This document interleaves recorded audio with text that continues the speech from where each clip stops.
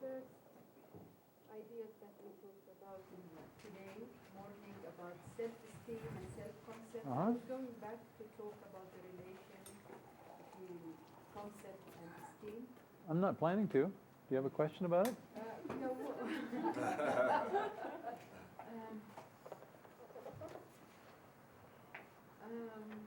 Is it they are same or No, they're different. They're very different. The self-concept is who you think you are, and self-esteem is whether you like it or not. It's as simple as that. It's a different logical level. And logical levels is something that's been talked about for years in NLP, and often in a very confusing way, and in my view, often a way that's not very useful. But when you make a generalization or categorization of something, you can then categorize that. Let me start. Let's say you go, this is a category that I'll call transportation. And in this category are things like boats and airplanes and trains and camels, whatever. These are all ways of transportation, right? Now, they're very different ways of transportation, but they all have in common that you can get from one place to another. Okay? This creates a category. Now, within the category boats, you have smaller categories. You got speedboats and sailboats and ocean liners and tour boats and, you know, lots of different kind of boats, war boats, pleasure boats, etc. So these are subcategories of these. They're different kinds of, and each of those is composed of different things. And so this creates another logical level, because here's another category, and inside that there's another layer of categories. And if you call this layer of category logical level 1, then this category here is logical level 2, and then this is logical level 3, and then this transportation is logical level 4. It's logical levels only have to do with relationships between categorizations. The classic logic thing of all men are mortal, Socrates is a man, therefore Socrates is mortal.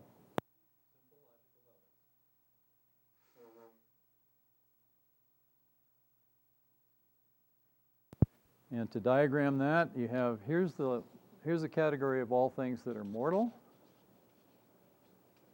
There's a category called men within that category. All men are mortal. All men are within this category of mortality. Socrates is one of the individuals inside this one. Therefore, Socrates is a man, therefore he's mortal.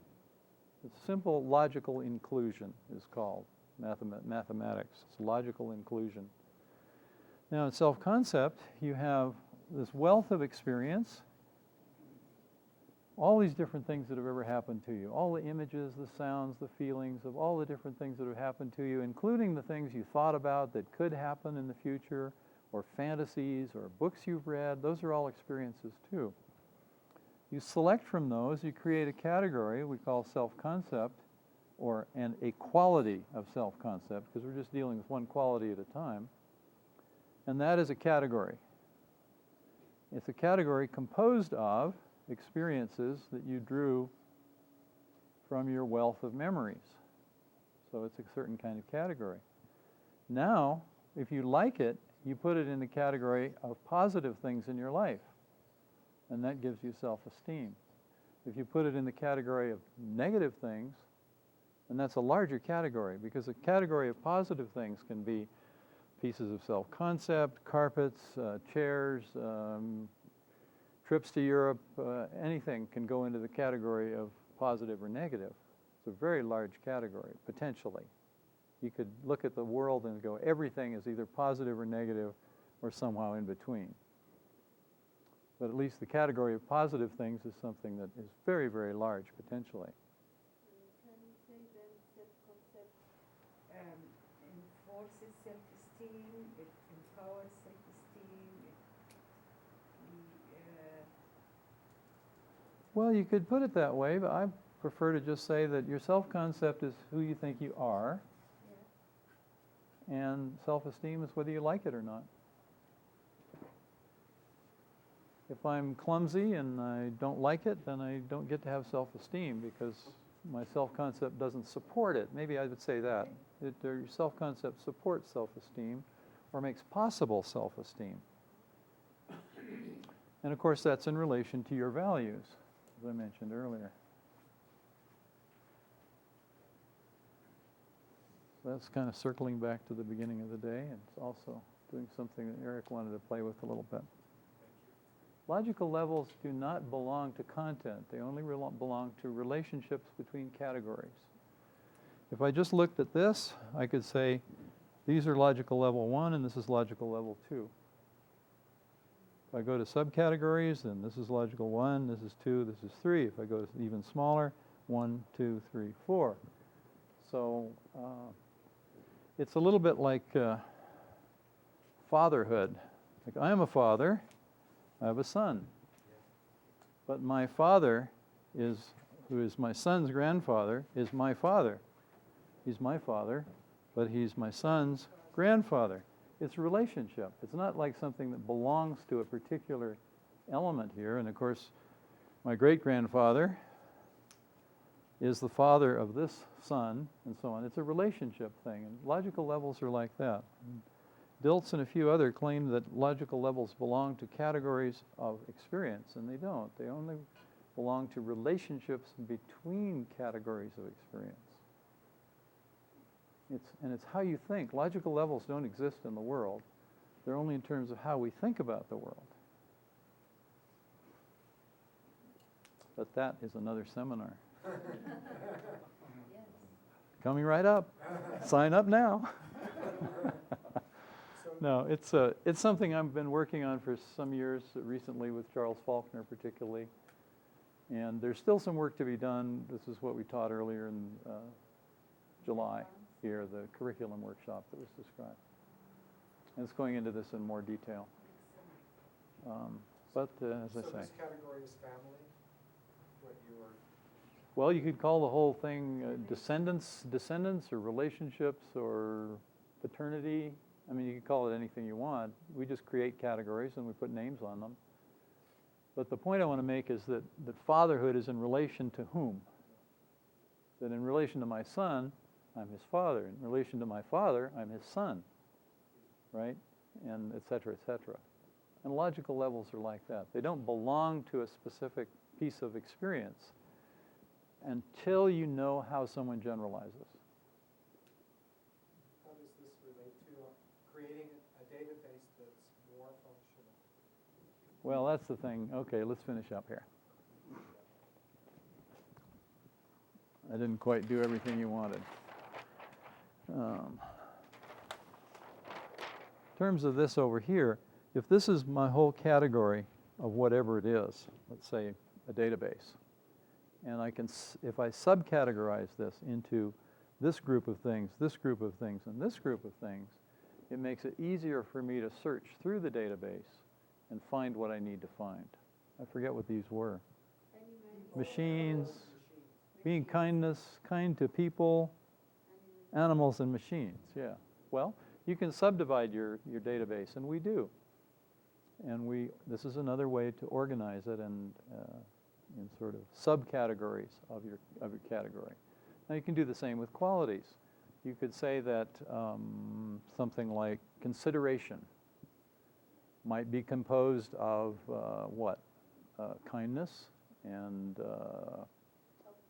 helpfulness or something like that. And somebody else might do it a different way. They might say being helpful is being kind and considerate. In terms of people's criteria and the driving criteria behind what they do. Some people it's status, mine is usefulness. I like to be useful to people. So for me, usefulness is a higher order criteria, and then it includes a whole lot of other things. I can be useful to people by being helpful. I can be useful to people sometimes by insulting them, depending on who they are, or I can be useful in many, many ways. And so I have usefulness as the top category and then a whole lot of smaller categories. So it depends on how you organize your world, and of course that's what all of NLP is about is how do people organize their world? How do they think? What are their meta programs? What are the ways they take this great huge thing that we got out there and divide it up into different things and think about it and respond to it and all the rest. Okay, I need to describe your homework assignment, which is in your notes. On my set of notes, it's called 6.2, Putting It Into Practice. What I want you to do, and now with cheap cell phones, you can call anybody anywhere in the world. So you can't get out of this by saying, oh, I can't find anybody. Not for you? Oh, okay. 9 hours. Then you have to go after a secretary or somebody in the restaurant, somebody here. What I want you to do, and most people are quite willing to help out if you go to them with a request. So if you just start off by saying, you know, I'm in this seminar and they've asked me to do this crazy thing and I don't understand it very well, would you be willing to help me for a few minutes? Most people will say yes. If they don't, then thank them for their contribution, their response, and then find somebody else. And then do what we've been doing. Say, you know, gosh, I've been learning about this, and you know, people describe themselves and think about themselves in terms of certain qualities. Like I think of myself as honest and dependable, and other people think of themselves as sociable or intelligent and so on. What's something you think about yourself? Would you be willing to explore this with me for just a little while? Oh yeah, well I think I'm intelligent or something, or whatever they say. And then you say, gosh, well how do you know that, you know? Oh, and you watch their accessing cues and stuff, and whether they make pictures or they go down like this or whatever. And just ask the kind of questions we've been asking here. And I think it's pretty explicit in the little handout. And practice, what I want you to do is practice with someone who has not been through this day of madness. Because it is a little crazy. You know, if you just walk into a cowboy bar and you start talking NLP, you're likely to go out horizontally. Because that's a different world than the seminar room. Not better or worse, it's just different. So you have to kind of mesh with that other person's world a little bit. So that's what I hope you will all take a few minutes to do tonight. Those of you who can reach friends by cell phone, just call up a friend or two and find someone who's willing to play with you for 5 minutes or so. And the cell phone, we can't see their eyes, but we that's pay true. attention. You can hear their, and mostly they'll probably tell you in words too, but all the other nonverbals are of course helpful. And just, it's amazingly easy really. If you just walk up to somebody and just say, hey, how do you do this? Most people will cooperate. And I want you to find out that this exists in the world out there and not just in my hallucinated world in here. People really do have these things. I mean, you know that already, but still, I think it would be a nice thing to do. Any questions about the assignment? I think it's pretty explicit. Now, I have one thing I have a request of you. I'm on bended knee, except my knees don't work very well anymore. My youngest son is in a musical production Friday night at 6, and I've been thinking I would have to miss it. But I got an idea. If we could adjust our schedule by 2 half hours, I could leave at 4 o'clock on Friday and get down the hill and see my son's musical production, which I would really like to do. It's not a life or death thing by any means. But it seems to me there are 2 ways to do this. I hesitate to cut into our lunch hour because I think it's nice to have that hour and a half break.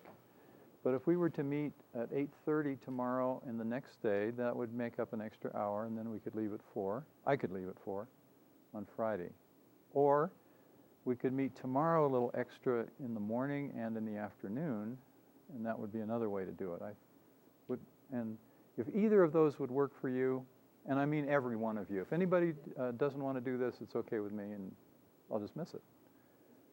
But I'll be all right.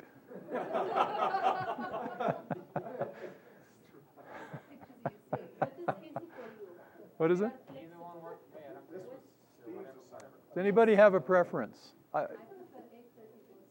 That would be easiest for me. Is that okay? 8:30 both mornings?